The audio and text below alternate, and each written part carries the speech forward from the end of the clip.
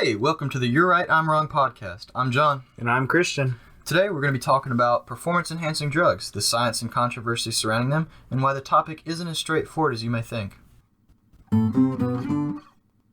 So today we're going to be talking about performance-enhancing drugs, and the history of it is kind of interesting because humans have always strived to be the best that they can be at whatever they do. And back in the day, people tested themselves in a friendly manner with the Olympic Games. And the original ones, we know that they used wines and herbs to help enhance their performance. It was believed that the wines would help them endure the pain and to allow you to exert yourself more in what they believed to be better ways. So, well, why would they? What did wine have to do with performance? Well, it alters how you process pain. If you're running a long ways, it might help in their minds to be able to endure the pain, and it's obviously hydration a little bit. So why not get a little bit of an edge? And it was thought of as fair. You were doing nothing but in eating and drinking. That's all you really could do. And they would apply herbs, which was normal back then.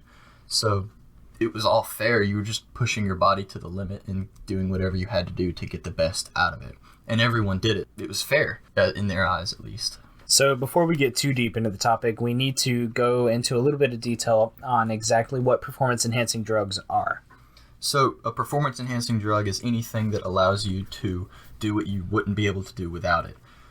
They enhance your performance, and it's a supplement that you add to your body or food or just anything that can aid you in any way. So if we had to categorize them, you would have the anabolics and the androgenics, the hormones, the things that you add to your body to enhance the hormones that are already in your body, or at least simulants of them.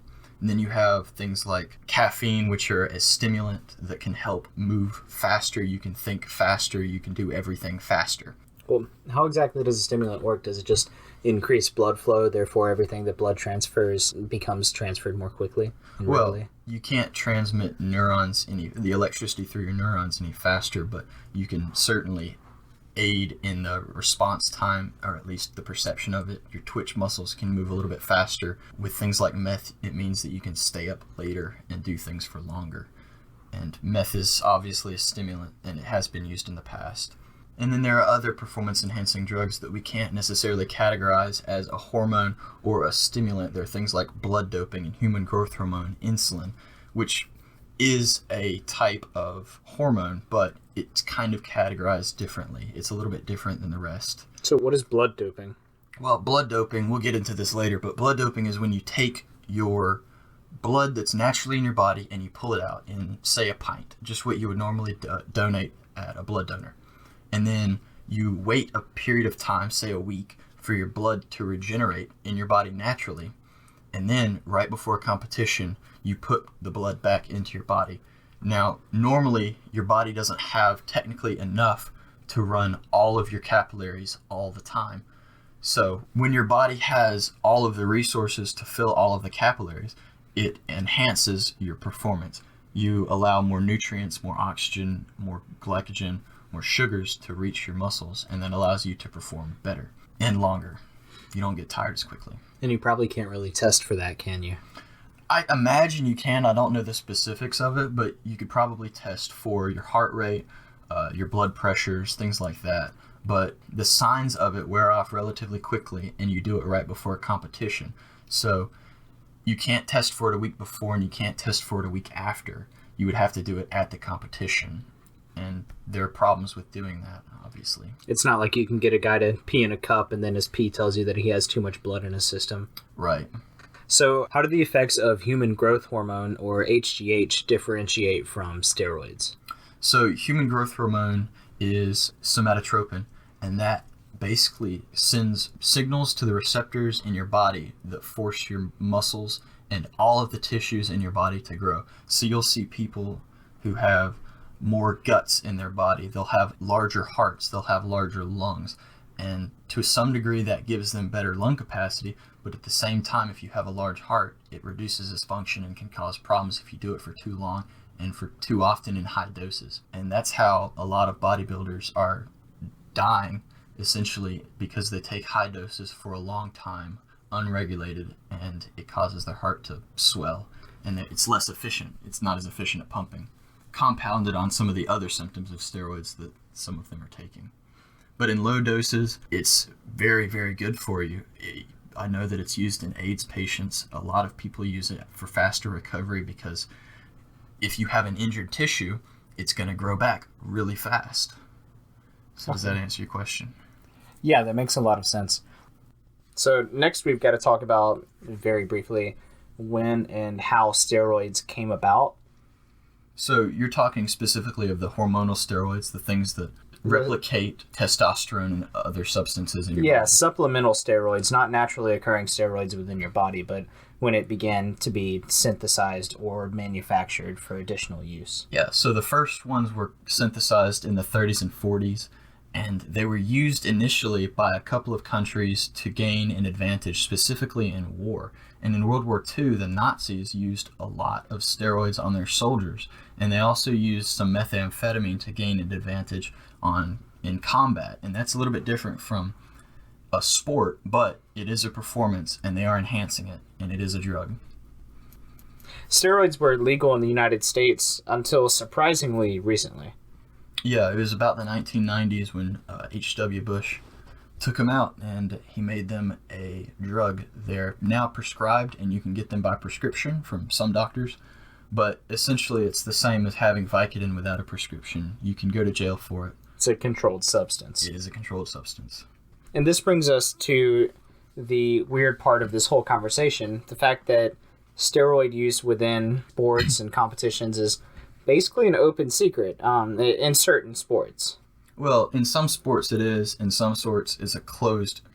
In some sports it's more of an open secret than others because some of them it's very obvious that all of the competitors are taking steroids, and in some of the sports they're completely open about it. Well, in something like bodybuilding, where on the professional level you really have to take steroids, it's an open secret, but it's not even really an open secret. It's just open. They definitely do them, and there's no real way to deny them. But because they're illegal, they deny them even still. The complicating factor with Mr. Olympia and similar bodybuilding competitions is that they existed long before steroids were prohibited.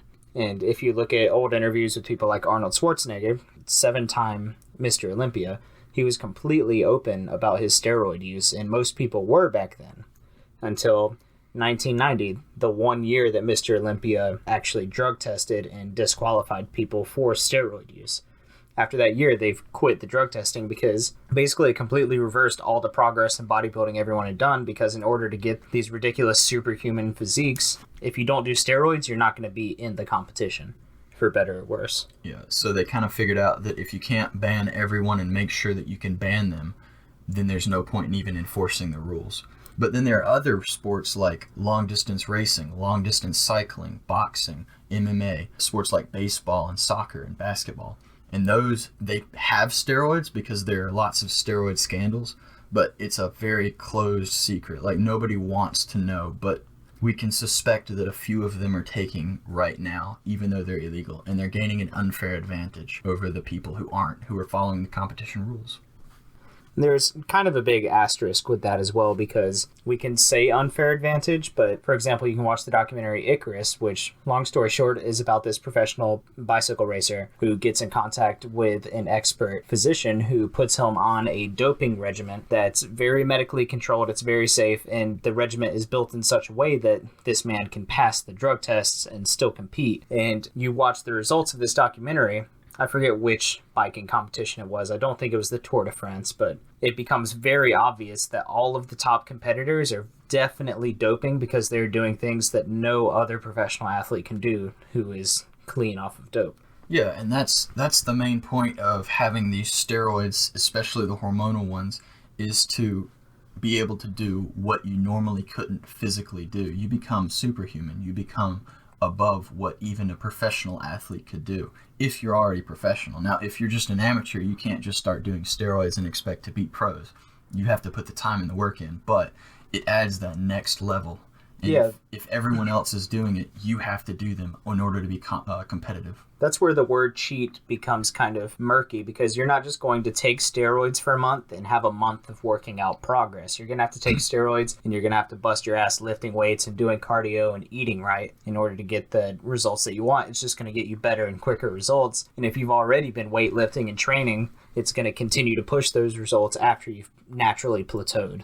And another thing is, if you can regiment a steroid cycle properly, you can avoid any drug test that you know is coming up, because all of these drugs have a lifetime in your body before you excrete them somehow.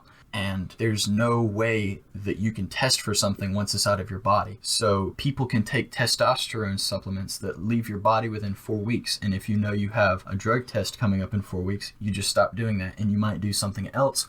Or you might just go clean and do something called cruise, where you attempt to maintain what you've gained through the steroids long enough to stay in the competition, to be competitive. Yeah, this is in the context of what's called a blast and cruise cycle. It's similar to a cut and bulk cycle, where a cut and bulk cycle is just where you spend time in the gym bulking up, you consume lots and lots of calories in order to gain muscle, and then you go through a period where you continue working out, but not as intensely, and you're cutting the fat off of your body in order to look better generally. And with steroids, you have blast and cruise. You have the cycle where you're taking steroids and you're putting on crazy amounts of weight, mostly muscle. And then you have the cruise where you're off of the steroids and you're just trying to maintain those unnaturally quick and significant gains that you got. And it's necessary to blast and cruise in order to allow your body to recover from the steroids. And we'll get into the side effect. Well, there aren't any side effects. They're just regular effects. Yeah, they're primary effects because you're basically hacking the way that your body's hormonal cycles work. And whenever you do that, you're just doing what the hormones do, but to the extreme. But back to the blast and cruise and the cut and bulk cycles. Those are used in order to maximize the amount of muscle and minimize the amount of fat that you have on your body in order to gain an advantage in strength, size, weight, physique, things where that might be applicable, like in sports. And what you want to do ideally is gain a lot of weight, but primarily in muscle. You're going to gain some fat, but when you cut, you want to minimize the loss of your muscle and maximize the loss of your fat in order to achieve the goals that you want. And the amount of fat and muscle that you gain and lose during these cut and bulk cycles depends entirely on the testosterone and the chemicals that are in your body. So if you have higher testosterone levels, you gain more muscle and you lose less when you cut. And so you can achieve better results faster and easier than if you weren't on steroids. But someone who can naturally have high testosterone and they'll win every day against someone who doesn't. If you have a lower testosterone level than me, I'm going to gain weight faster and it's going to be mostly muscle. And that's just the way the world works. So obviously, when it's regimented properly, steroid and other performance-enhancing drug use can be fairly controllable and relatively safe, but there are still some very notable and major health concerns that can come about.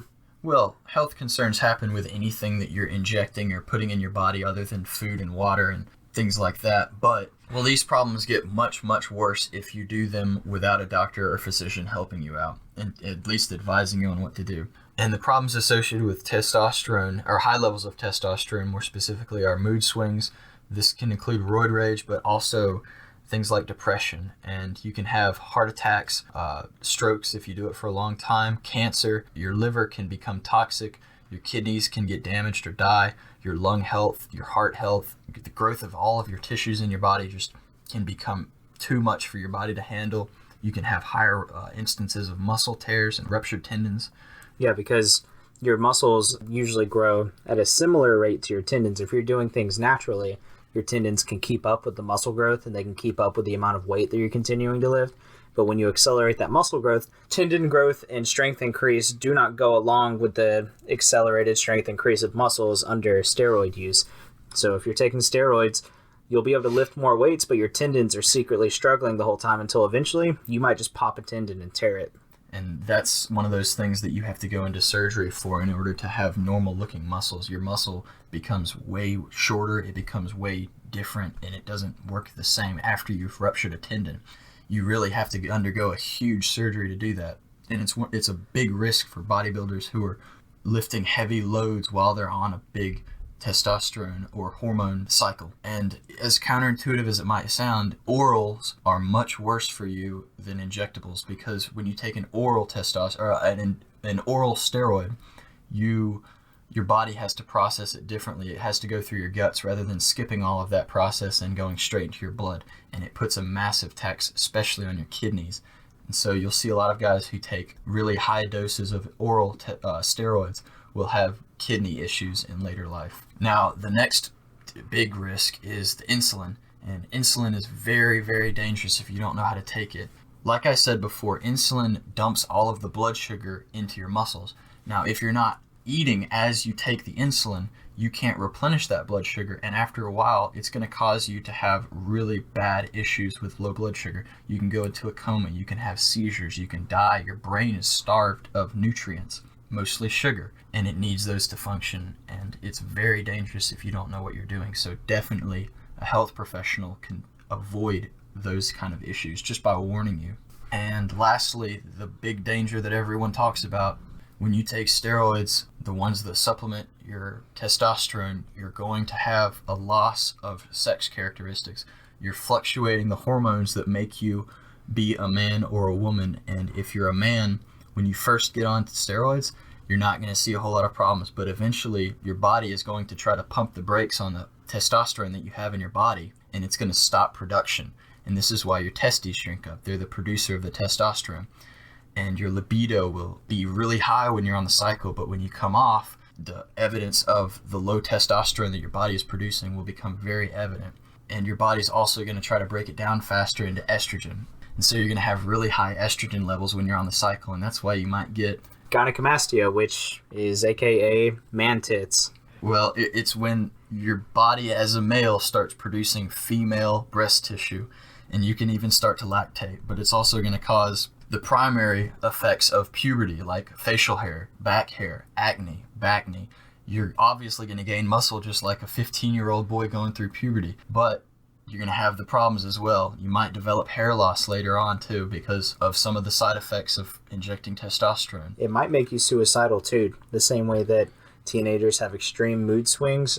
Now that you're an adult and you have, well, assuming you're an adult taking steroids and not a teenager, which nobody recommends a teenager take steroids. It's bad. It's really bad. It's not a good idea. Now that you're an adult and you're producing all of your sex hormones properly by injecting an overflow of them, it can lead to suicidal thoughts, depression, the worst of mental disorders. Yeah, and if you're a female, it's almost way worse if you take male hormones. You're going to gain the muscles, but you're going to develop male-like features. We're not going to get into too much detail, but it is how women transform into men. It's how they undergo the sex change therapy. Yeah, during sex change hormone therapy, the exact same changes that happen from a female to male transition will likely happen to you if you're taking testosterone or testosterone stimulant chemicals. And back to the men for a minute. Back when they were trying to chemically castrate men, humanely as that can be, quote unquote. Yeah.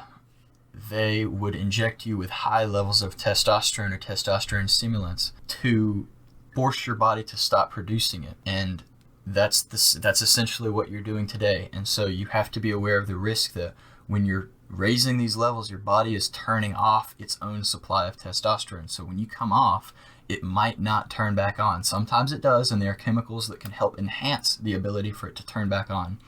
But there's a decent chance that you will never regain the same level of testosterone that you once had naturally. And that can be a huge detriment to anything you're trying to achieve in the long run.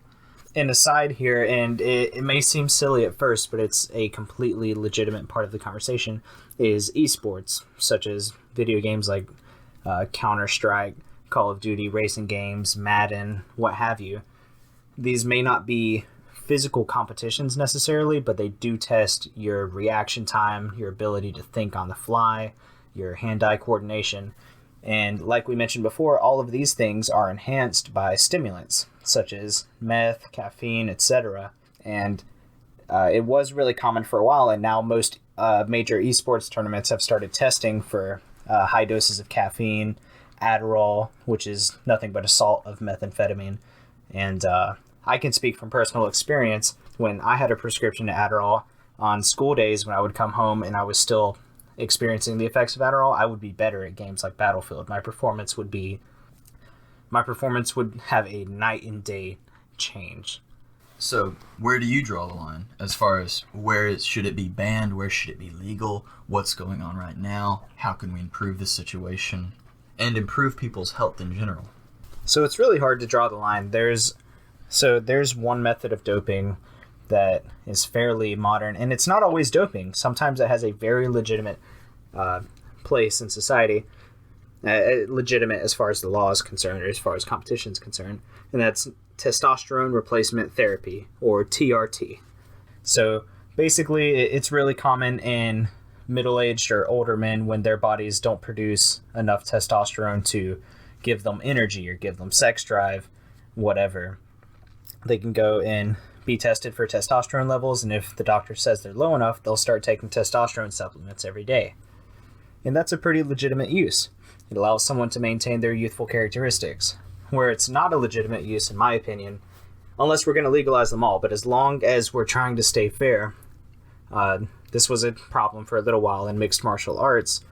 You would have fighters go and they would get these dubious prescriptions for testosterone replacement therapy, and they would artificially boost their testosterone levels, effectively giving them, well, not even effectively, literally giving them the same results as if they had been taking steroids.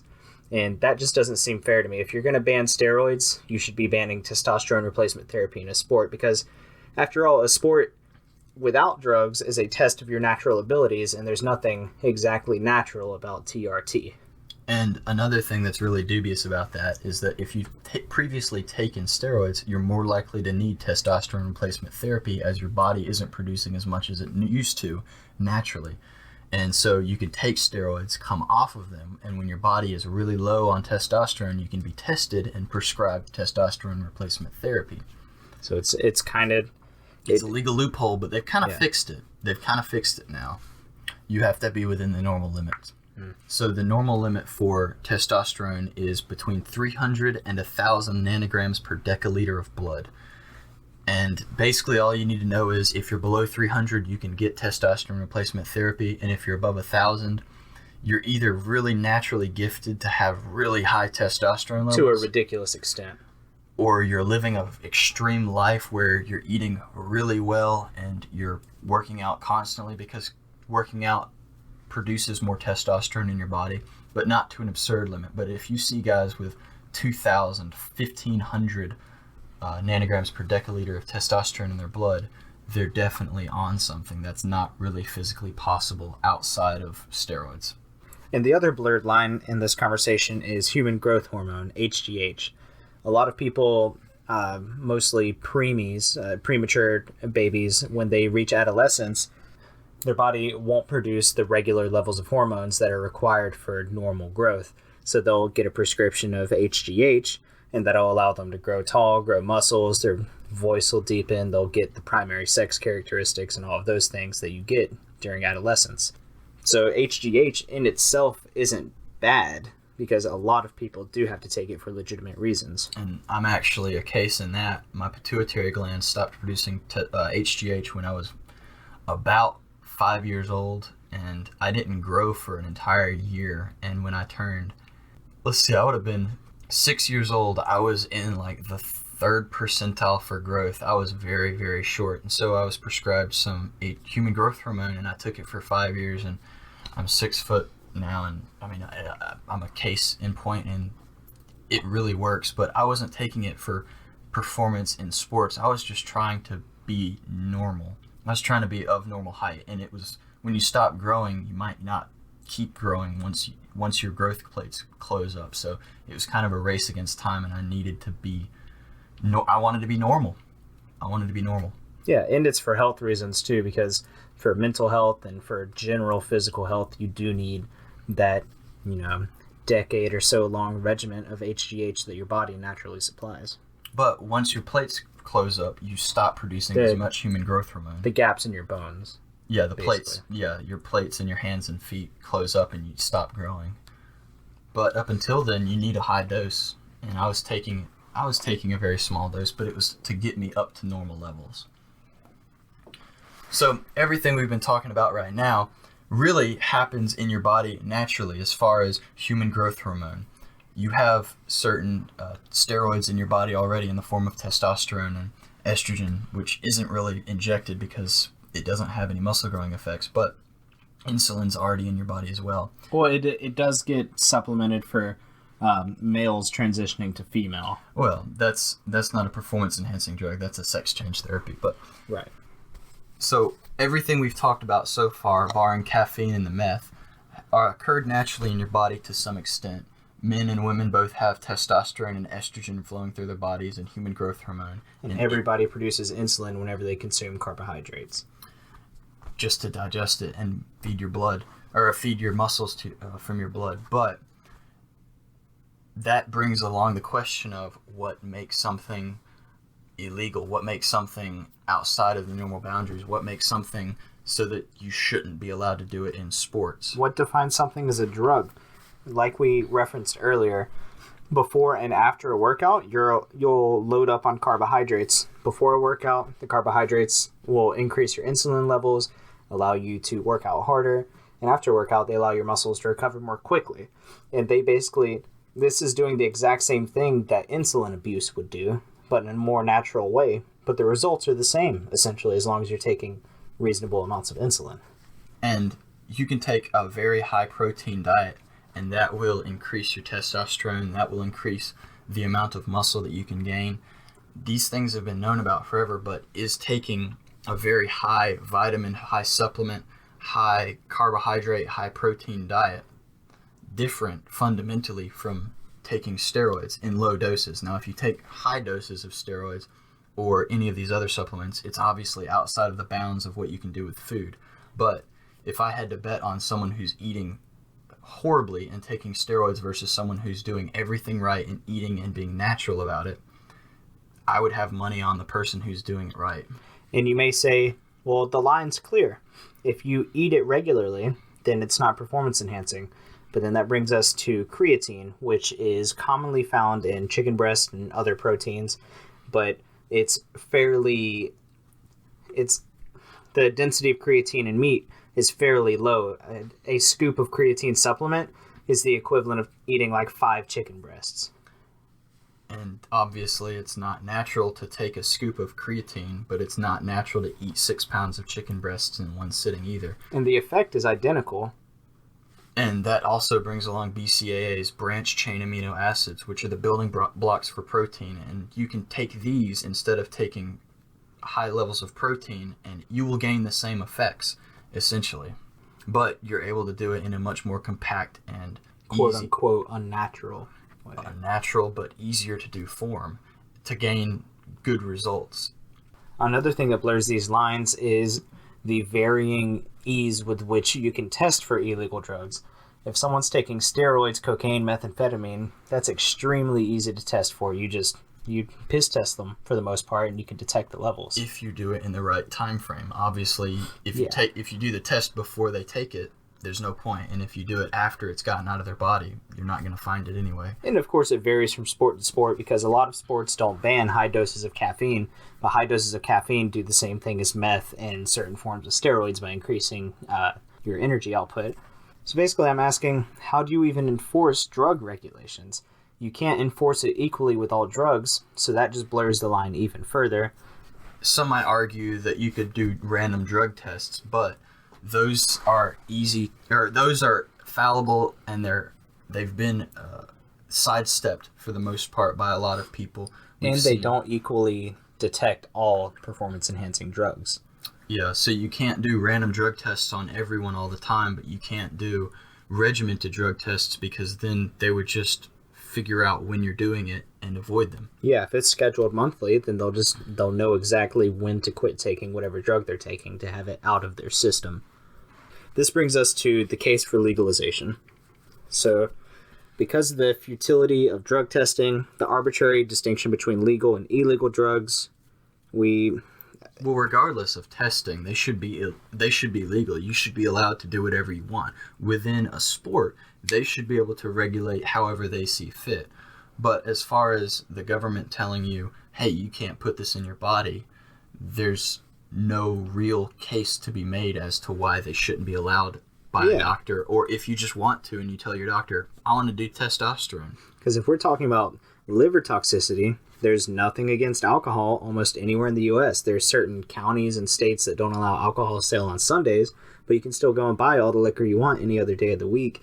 And I could, in a 2-hour period or a 1-hour period, if you just chug vodka, it's going to kill you. And that's not going to happen as quickly with steroids or other performance-enhancing drugs. So that part of the argument is already kind of moot. And it's not stopping anyone. You can go to any local gym and you'll probably find someone who's doing steroids. But if they could do it under a doctor's notice and be able to openly explain that to the doctor, here's what I would like to do, and the doctor say, okay, here's what's going to happen if you do, here's what happens if you don't, and we'll see what happens if you still want to do it. We can go through with it in a regimented, doctor-prescribed, and tested, valid way, rather than bro science, where it's just, hey, stick this in you, let's see what happens. And that's the scary thing. Because this is all currently on a black market, you don't know what you're buying for the most part, unless you're getting it shipped to you from countries where it's legal. And so you might be getting told that you're taking this dose of testosterone, but next thing you know, you've, as a 22-year-old, completely destroyed your body's ability to produce testosterone, whereas under doctor supervision, that would have never happened.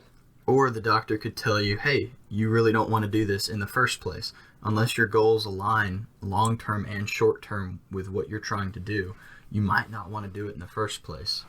Once you start to see the symptoms and the things that might worry you and require you to go to the doctor, a lot of the times it's too late. If you've ruined your kidneys really aren't coming back. So along these same lines, one of the major issues with the current state of affairs is that if you start noticing symptoms from steroid use or whatever illegal performance-enhancing drug you're taking, you're going to be hesitant to go to a doctor, because although almost no doctor in the country is going to report you to the authorities for illegal steroid use, partly because of the Hippocratic Oath and also because they just don't care to get involved in criminality like that, you're not going to go seek the professional medical help that you should be getting that could be life-saving or otherwise life-changing in the case of destroying your testosterone production. And at the very bottom of that, you can at least, if you're dead set on doing it and you need to do it right now and you're just wanting to do it, you can at least go into the doctor and say, hey, I'm going to do this. Here, what do I need to do? And he can at least advise you, give you something to start off on, or point you in the right direction at least, so you're not just going insane. And like we've already touched on, with professional supervision, there's little to no risk with performance-enhancing drug use. Athletes could potentially maximize their genetic potential, and it would be completely safe and clinical.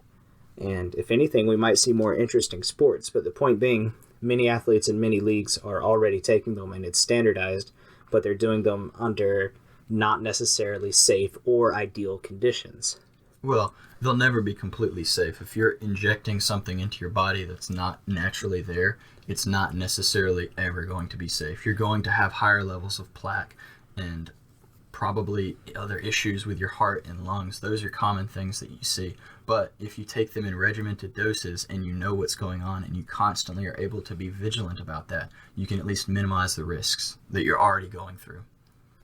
And if the prohibition of most performance-enhancing drugs was lifted, there could be more robust studies done in order to minimize health risks, because as of right now, we have a pretty good understanding as to how these drugs work, but we can't really do significant further testing on it because they're prohibited and because there's so much stigma around it. And overall, that just hurts the people who take them. It doesn't, the people who take them aren't hurting anybody else, and there's kind of a double jeopardy situation in the fact that no more science is being pushed on this subject. So this brings us to non-sports or non-competitive performance-enhancing drug use. And we already mentioned this in the beginning. Obviously, there's a huge case to be made that some of these could be used to enhance the military in some form or fashion. So right now, you can take caffeine pills in the military to help you stay up and be more alert for longer. But in the past, meth and meth salts have been used, and possibly those could be better and give better results in the future. In controlled doses. Like I said earlier, Adderall is nothing but a salt of methamphetamine. It's highly clinical, it's highly regulated, and in the doses that a doctor prescribes, in small bursts, not over a long term, but in small bursts, there are no adverse health risks. And speaking of adverse health risks, being in a combat situation where you thought it was going to be an 8-hour thing, and all of a sudden now you're probably going to have to stay up for 2 or 3 days because maybe you're pinned down or whatever. If you could take methamphetamine, it would give you a huge performance boost and allow you to have a competitive edge over the people who are trying to kill you. And the same goes for testosterone replacing drugs.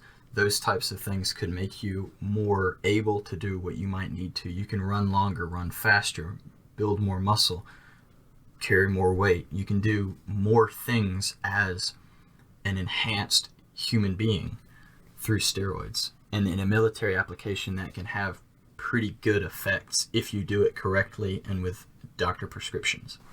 And speaking of the futility of the whole situation, right now, the FDA does not regulate vitamins or supplements. It doesn't regulate creatine, B vitamins, A vitamins, C vitamins, that whole aisle in Walmart full of vitamins and supplements. The FDA doesn't even look at that stuff.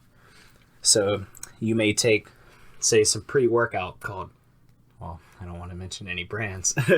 You may take some pre-workout and it may say it boosts your performance, it boosts your protein take, but you don't actually know what half the drugs in it or half the supplements in it are, and you don't know what the effects of those are because they're not regulated and tested by the FDA. So you might be putting yourself at health risks that you have no idea about that could be averted if more well-researched drugs that are currently prohibited were legalized.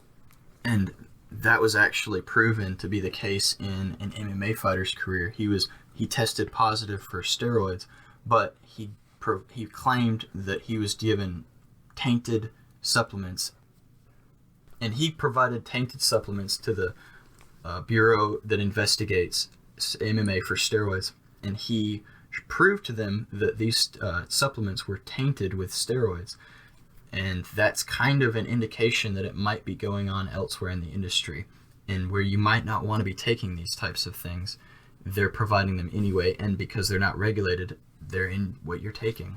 They're in these supplements. So if your concern with the potential legalization of steroids is the health risks are already there. If you're taking pre-workout supplements, you might be unwittingly taking things that are actually illegal. Hey, this is the addendum part of the podcast where we try to clarify on some things that weren't abundantly clear during the body of the podcast. So in the beginning, we mentioned in the ancient Olympics how wine and herbs were used to supplement athletes, but we didn't exactly go into detail on what those herbs could do or what types of herbs they were. Well, a couple of them were they would ingest plants containing strychnine, and it's a poison, but apparently they must have thought it had some potential benefit to them during the games, and they had the high protein diets as well in training so that they could gain more muscle. What is strychnine? Strychnine is rat poison. Oh, wow. Well, in low doses, what does it do? It thins the blood so that you bleed out when you take it in high doses, and that's how it kills. But in low doses, it just thins the blood out, and I would imagine that allows the blood to flow easier and your heart to not pump as hard. But I'm not a doctor. I can't tell you exactly what the mechanism is behind how it makes you improve, but apparently they thought it made you gain some sort of edge. Okay. And they ingested testicles of other animals because, of course, the testes are the main producer of testosterone, and they didn't know the science behind it, but apparently it gave them an edge. It might have been a mild steroid. It might have been a mild steroid. I don't know exactly how your body would metabolize that. Instead of being injected or in a pill form, it would be digested through your stomach, but apparently it did give you some sort of an edge. Or that might have just been some ancient bro science. Yeah, well, we'll never know. So we also mentioned ammonia salts, and we completely glossed over that one. Yeah, so ammonia salts are just this small pill that you can crack and put it in front of your face, and when you inhale the ammonia salt vapors, it wakes you up. It immediately wakes you up. They use it to, if you're on the edge of passing out because you're in an endurance or a high-stress sport like boxing or Olympic weightlifting, you might snap it and inhale the vapors really fast, and you'll get an edge. It'll wake you up immediately. You'll be at the forefront of whatever you're doing at the moment. Don't they also use ammonia salts to revive unconscious people sometimes? Sometimes they do. I think that's a bit of an antiquated technique, but yes, it immediately wakes you up. And I've never done it before, but I've heard that it's similar to inhaling chlorine gas. Huh. In a chlorine pool. But I'm not certain. I've never done it. Okay, you said that you wanted to go into more detail on why exactly we placed HGH and insulin into the other category of performance-enhancing drugs. Because they're purely anabolic. They have no androgenic effects like dianabol, winstrol, testosterone, those types of steroids that replicate testosterone. They work on different mechanisms. So insulin works on insulin receptors, and human growth hormone works on the muscles and all the tissues in your body to force them to grow. So they're a bit of a different mechanism, and they don't work in the same way, but they're all hormones. And you discussed the main effects of HGH, but we never really went into the side effects of HGH. Well, it makes all of your tissues grow. There aren't really side effects. It's just effects of the drug that you're taking. And if it makes your heart grow, your heart's just a muscle like anything else, like all the other muscles in your body, and it'll grow as well. And when your heart grows, it thickens and stops being as efficient. So that can cause heart issues. Your lungs grow, your kidneys, your liver, your intestines, and your stomach can all grow. And your thoracic cavity isn't necessarily growing at the same rate. And it can cause you to have distended gut. It can cause you to have hernias, heart problems, lung issues. You can have all kinds of issues. So we brought up blood doping, but something that is fairly similar in effect to blood doping is altitude training, which can also be replicated with a mask that limits the oxygen flow into your respiratory system, which simulates altitude training. But how exactly does that affect your body during training? Well, your body's going to adapt to its surroundings. So if you limit the amount of oxygen that it's able to get, your body's going to figure out a way to supply oxygen to the muscles. So you might increase the amount of hemoglobin or red blood cells in your blood so that less oxygen in your lungs can translate to the same amount of oxygen going to your muscles. And when you get back down to normal altitude, you're more efficient, and so you're replicating the effects of blood doping, but it's a perfectly legal method of training. It just takes a lot longer, which might be a reason why they have banned blood doping, but altitude training is allowed. And it's really unpleasant. And when I say they, I mean most athletic institutions. You can do it legally. There's nothing wrong with it. It's nothing illegal. But inside of institutions like MMA or boxing, it is very illegal. And when we were discussing steroids and steroid cycles, I think we touched on cypionates, but we never, or cypionates, but we never went into detail on that.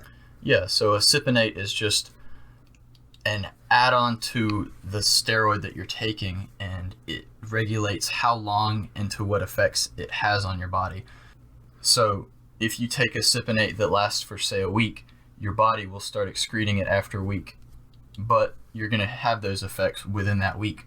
But if you have a cypionate that lasts for, say, 3 days, the same is true, except it'll only last for 3 days. And they tend to peak out at different times, so you'll see a lot of testosterone and steroids that are mixed cypionates, and that allows you to get the maximum effect of different cypionates at different times, so that you can continuously see the effects of the steroids you're taking. And we also briefly touched on how steroid use can negatively affect your primary and secondary sex characteristics, but we kind of stayed vague on that. So a primary sex characteristic is a sex organ, like a penis or a vagina or whatever, uterus. Secondary sex characteristics are things that start appearing during puberty, such as female breasts, pubic hair, beards in males. So when we said that steroid use could make you lose secondary sex characteristics, what we meant was breast size reduction in females, beard reduction in males once testosterone production has been destroyed by it. Women can start to grow facial hair and hair in other parts of their body that they're normally not particularly hairy on. Deeper voice, more aggression, less aggression. Sex drive can be fluctuated vastly. If a woman's taking testosterone, her sex drive will be a lot higher. She'll act more like a man in her sex drive. And then a man who's coming off of testosterone, his testosterone levels in his body will be reduced, and he'll lose a lot of sex drive, if not all. So we mentioned creatine when we were comparing food with performance-enhancing drugs, but we didn't explain exactly how creatine affects your body's, your muscles training. So creatine is one of the more studied supplements that you can take, and it's extremely safe, but it doesn't necessarily have high benefits. It basically increases the amount of water that your muscles can store, and this has been proven in some test results but disproven in others, whether or not you can lift more or lift longer or be stronger or more powerful. So most athletes take it because they say they do see a benefit and it does make your muscles look bigger, but we don't know for certain if it has an actual one-to-one correlation with strength or power. And like we said, you can just get creatine from most animal proteins. It's already present. The only difference between that and a creatine supplement is the higher dose in the creatine supplement. And just to back ourselves up a little bit on the conversation of black market steroids, an article from the Drug Enforcement Administration from 2004 indicated that roughly 0.5% of the adult population of the U.S. takes anabolic steroids or has taken anabolic steroids. The DEA also states that some people are taking dietary supplements that act as steroid precursors without any knowledge of the dangers associated with their abuse. Like we stated before, because a lot of dietary supplements, or because all dietary supplements are unregulated by the FDA, you don't really know what's in it. And like the DEA just stated, you can have steroid precursors without any knowledge of it and wind up abusing steroids without knowing. Or banned substances in certain sports. It might not necessarily be steroids, that would be fairly illegal, but they might be banned substances in whatever competition or sport you may be playing, so it's worth looking out for. Yeah, a lot of the things that you can go buy at GNC or whatever supplement store you go to are banned in certain sports, even collegiate sports. But it's worth saying that you don't truly know what's going on inside of those supplements. They aren't FDA regulated, there's minimal testing, and the best you can do is find a third-party source that can back up the claims of the company that you're buying from. But that's a bit of a complication, and you're going to pay for it. I just wanted to bring those statistics up, and feel free to Google it yourself to back up the fact that when we said that prohibition causes a black market for steroids, it's completely proven, and the government is well aware of it, but there's not a lot you can do about it so long as the drugs are illegal. And I don't trust those statistics. They say that, 4% of 12th graders are on steroids? Yeah. I don't believe that for a second. It's way higher than that. So 4% is alarming, and you have to think about all the people who lie on those surveys. So it's probably at least marginally higher than 4%. And that's fairly alarming because these are people doing it without any medical supervision whatsoever during the developmental stages of their life. This was the You're Right, I'm Wrong podcast. If you have any feedback, questions, or suggestions, you can email us at youarerightpod@gmail.com. That's youarerightpod@gmail.com. If you enjoyed the show, share with a friend. You can find us on SoundCloud at You're Right, I'm Wrong podcast. Thanks for listening.